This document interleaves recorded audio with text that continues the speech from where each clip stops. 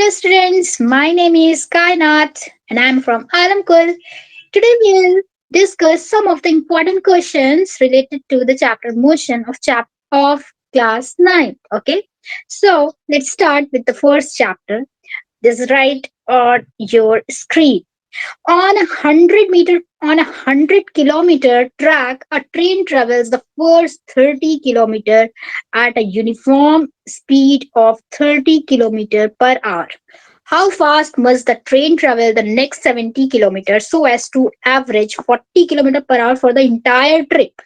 Okay, तो question क्या कह रहा है कि 100 किलोमीटर ट्रैक है। चलो यहाँ पर 100 किलोमीटर का ट्रैक बना देते हैं, मान लेते हैं ये पूरा 100 किलोमीटर का ट्रैक है। Okay, so a train travels the first 30 kilometer. Let this point be first 30 kilometer. Let this point be A and the end point be B. ठीक है, जहाँ पे 100 किलोमीटर खत्म हो रहा है तो वो B पॉइंट मान लेते हैं, और ये जो 30 किलोमीटर पे हम C पॉइंट मान लेते हैं, जो कि यहाँ पे 30 किलोमीटर पे है। ठीक है, 30 किलोमीटर पे है। अब क्या कह रहा है, first 30 kilometre at a uniform speed of 30 kilometre per our. So first 30 kilometre तक जो ट्रेन है वो कैसे ट्रेवल की है, वो 30 किलोमीटर पर आवर की स्पीड से ट्रेवल की है। It is the constant speed that is given. Okay, so ये कांस्टेंट स्पीड है, तो यहाँ पर T1 अगर हम मानेंगे, मान लेते हैं ये T1 टाइम कितना लगा होगा, कितना टाइम लगा होगा ये 30 किलोमीटर को कवर करने में। So the formula for the time is distance upon speed. So distance is given 30 kilometer, the first 30 kilometer, and the speed is also given, uniform speed is also given 30 kilometer per hour. So 30 kilometer by 30 kilometer per hour. So how much it will be? It will be 1 hour. Means T1, we have got the value of T1 as 1 hour. ठीक है, अब हम लोग को T2 निकालना होगा। Means for the rest of the journey, means rest 70 kilometre. तो अब जो 70 किलोमीटर का है, यहाँ पर ये वाली जो पार्ट है वो 70 किलोमीटर है। ठीक है, ये 70 किलोमीटर, तो इसमें T2 क्या होगा। अब how fast must the train travel the next 70 kilometre so as to average 40 kilometre for the entire trip. अब मान लेते हैं हम पहले, क्योंकि हम लोग को एवरेज वेलोसिटी निकालनी है, राइट। तो एवरेज वेलोसिटी क्या होती है, total displacement upon total time. ठीक है, total distance upon total time. तो क्या हम करेंगे, यहाँ पर पहले हमें टोटल टाइम निकालनी होगी। टोटल डिस्टेंस तो पता है, ठीक है, टोटल डिस्टेंस तो 100 किलोमीटर है, लेकिन टोटल टाइम नहीं पता है, तो टोटल टाइम हमें निकालना पड़ेगा। तो T2 भी निकाल लेते हैं। T2 क्या रहेगा, T2 will be how much, because here the 70 kilometre is the distance, so we'll take 70 and let the speed for the rest of the journey be x kilometre पर। ठीक है, मान लेते हैं हम कि ये C to B तक जो गाड़ी चली है, ट्रेन चली है, उसका जो कांस्टेंट स्पीड है वो कितना किलोमीटर पर आवर है, वो x किलोमीटर पर आवर है। ठीक है, तो टाइम क्या हो जाएगा, T2 70/x। Okay, 70/x hour. अब यहाँ पर हम टोटल टाइम निकालेंगे। टोटल टाइम क्या हो जाएगा हमारा, total time will be T1 plus T2, right? T1 plus T2. So T1 is how much, 1, and T2 is how much, 70/x. Just add it, x plus 70 upon whole x. ठीक है, LCM ले ली नीचे x. Okay, x plus 70 upon x. This is in R. Okay, this is in R. अब यहाँ पर हमें time पता चल गया, टोटल टाइम पता चल गया। अब देखो यहाँ पर दिया हुआ है एवरेज स्पीड। ठीक है, एवरेज स्पीड दी हुई है, average speed is given to be 40 kilometre per our.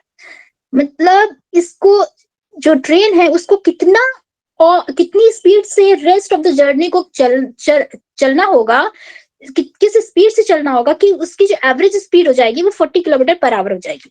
तो एवरेज स्पीड इज दिस। तो formula for average speed is what, average speed का फॉर्मूला क्या होता है, total distance upon total time. Okay, total distance upon total time. तो average speed is given out to be 40. Total distance is how much?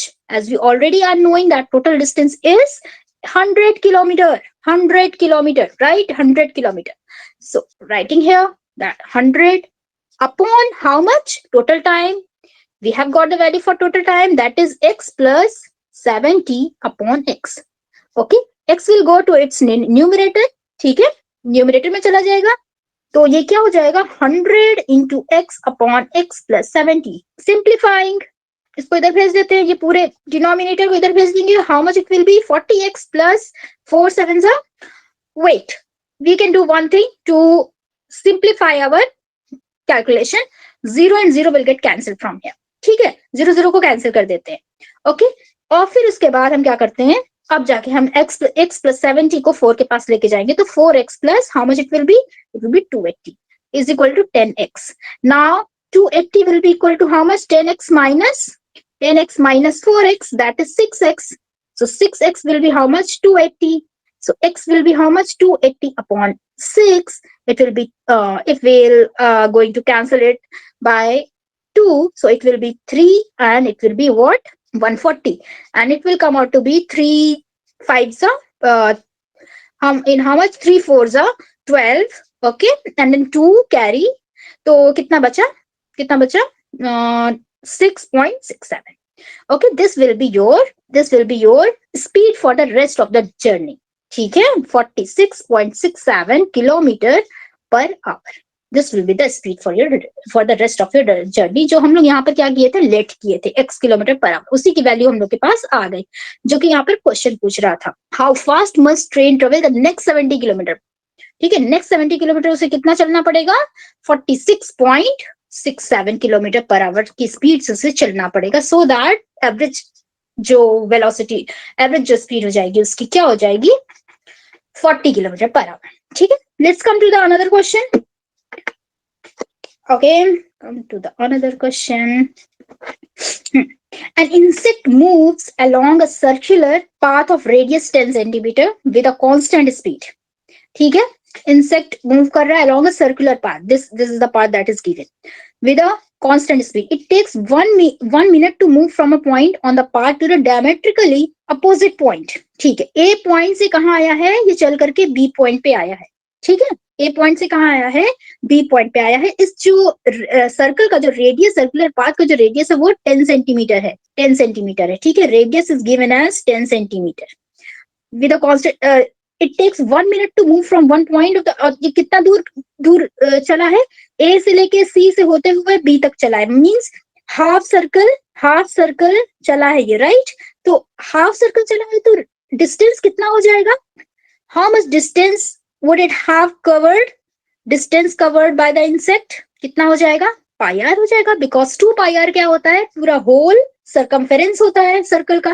तो pi r क्या हो जाएगा? this pi r will be semicircle. ठीक है, तो pi r हो जाएगा. pi is 3.14, radius is given as 10, so it will be 31.4 centimeter because it's given in centimeter. ठीक है, first question is solved. First part is solved. Now the second part is, this is the first part. Second part is speed. So how much will be the speed? Speed is what? Distance upon time. Time is given as 1 minute. 1 minute लगा है इसको पूरा कहाँ तक जाने पे? Diametrically opposite point जाने में. ठीक है, बी पॉइंट पे जाने में इसकी जो टाइम लगा है वो 1 मिनट लगा है. ठीक है, तो डिस्टेंस अपॉन स्पीड होता है, सॉरी टाइम होता है. तो कितना हो जाएगा? Distance is how much? 31.4 that we have calculated just before in the first part, and time is what? 1 minute, so it will be 31.4 centimeter per minute. This will be what? Speed. ठीक है, अब देखो अब क्या पूछ रहा है third part में. Second part is also solve. The displacement. अब बताओ डिस्टेंस और डिस्प्लेसमेंट में क्या फर्क होता है बच्चों? डिस्टेंस और डिस्प्लेसमेंट में क्या फर्क होता है? Now here we will talk about displacement. Displacement means the shortest distance between the initial point and the final point. तो shortest distance क्या है? बस ये पॉइंट लो, इन दोनों पॉइंट को जोड़ दो. ये क्या है? डायमीटर है. तो डायमीटर जो होगा वो इसका डिस्प्लेसमेंट होगा. So displacement will be how much? 2r, which will be what displacement will be what? 2 into the radius is 10 centimeters, so it will be 20 centimeter. Okay, 20 centimeter has come out to be its displacement. Now what is it asked in the fourth part? Its average velocity. Average velocity is what? Average velocity is displacement upon time. So displacement is how much? 20 centimetre and time is already given as 1 minute. Why? Because वो distance की बात कर रहा था कि distance, इतना distance चलेगा 1 minute में. इतना डिस्टेंस चला है 1 मिनट में, means from this to this part 1 minute में चला है. तो from this to this point, A point से बी पॉइंट में कितने देर में पहुंचा है? 1 मिनट में पहुंचा है. तो टाइम तो वही लेंगे ना, तो 1 हो जाएगा. So what it will be, 20 centimetre per minute. ठीक है, तो ये आ गई हमारी average velocity. All the 4 parts got solve. So ये सारे क्वेश्चंस, इस तरीके के क्वेश्चंस को बहुत ज्यादा क्या करना है, practice करना है, so that you will get mastered in this. Okay, fine, I'll come up with more of the important questions related to this chapter in the next lecture. Okay, bye bye, and don't forget to like, share and subscribe to this channel. Bye.